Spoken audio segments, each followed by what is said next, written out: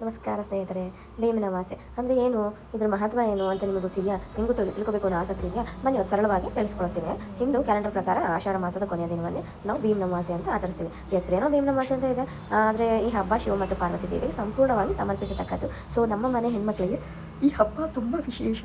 ಮದುವೆಯಾದ ಮಹಿಳೆಯರು ತಮ್ಮ ಪತಿಯ ಆಯುಷ್ಯ, ಆರೋಗ್ಯ ಮತ್ತು ಏಳಿಗೆಗಾಗಿ ದಿನಪೂರ್ತಿ ಉಪವಾಸವಿದ್ದು ಈ ಪೂಜೆ ಮಾಡ್ತಾರೆ. ಇನ್ನು ಮದುವೆ ಆಗದೇ ಇರೋ ಹುಡುಗರು ತಮಗೆ ಒಳ್ಳೆಯ ಗಂಡ ಸಿಗಲಿ, ತಮ್ಮ ಸಹೋದರರ ಒಡತೆಗಾಗಿ ಅಂತ ಶ್ರದ್ಧೆಯಿಂದ ಪ್ರಾರ್ಥಿಸುತ್ತಾರೆ. ಇದೇ ಕಾರಣಕ್ಕೆ ಸ್ಥಳೀಯವಾಗಿ ಇದನ್ನು ಗಂಡನ ಪೂಜೆ ಅಂತ ಕರೆಯಲಾಗುತ್ತೆ. ಇದರ ಹಿಂದಿರೋ ಕಥೆ ತುಂಬಾ ರೋಚಕವಾಗಿದೆ. ಬಟ್ ಚಿಕ್ಕದಾಗಿ ಹೇಳ್ಬಿಡ್ತೀನಿ. ರಾಜಕುಮಾರನೊಬ್ಬ ಅಕಾಲಿಕ ಮರಣ ಹೊಂದಿರ್ತಾನೆ. ಅನಿವಾರ್ಯವಾಗಿ ಒಬ್ಬ ಬಡ ಹುಡುಗಿ ಆತನ ಶವದ ಜೊತೆ ಮದುವೆ ಆಗಬೇಕಾಗಿರುತ್ತೆ.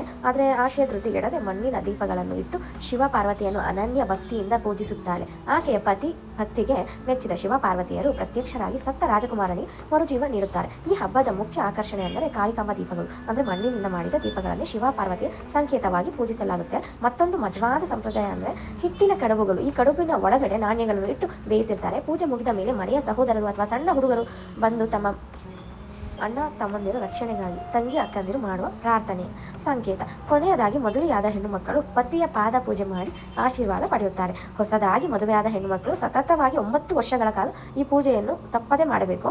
ನಮ್ಮ ಸಂಪ್ರದಾಯ ಸರಳವಾಗಿ ಹೇಳಬೇಕಾದ್ರೆ ಇದು ಕೇವಲ ಒಂದು ಹಬ್ಬವಲ್ಲ, ಇದು ಕೌಟುಂಬಿಕ ಬಂಧ ಮತ್ತು ನಂಬಿಕೆಯನ್ನು ಗಟ್ಟಿಗೊಳಿಸುವ ಸುಂದರ ಆಚರಣೆ. ಎಲ್ಲರಿಗೂ ಬೇವಿನ ಅಮಾವಾಸ್ಯೆಯ ಆರ್ಥಿಕ ಶುಭಾಶಯಗಳು. ಇನ್ನೇನಾದರೂ ಡೌಟ್ ಇದ್ದರೆ ದಯವಿಟ್ಟು ನನಗೆ ಕಮೆಂಟ್ ಬಾಕ್ಸಲ್ಲಿ ತಿಳಿಸ್ಕೊಡಿ, ಖಂಡಿತ ಹೇಳ್ತೀನಿ.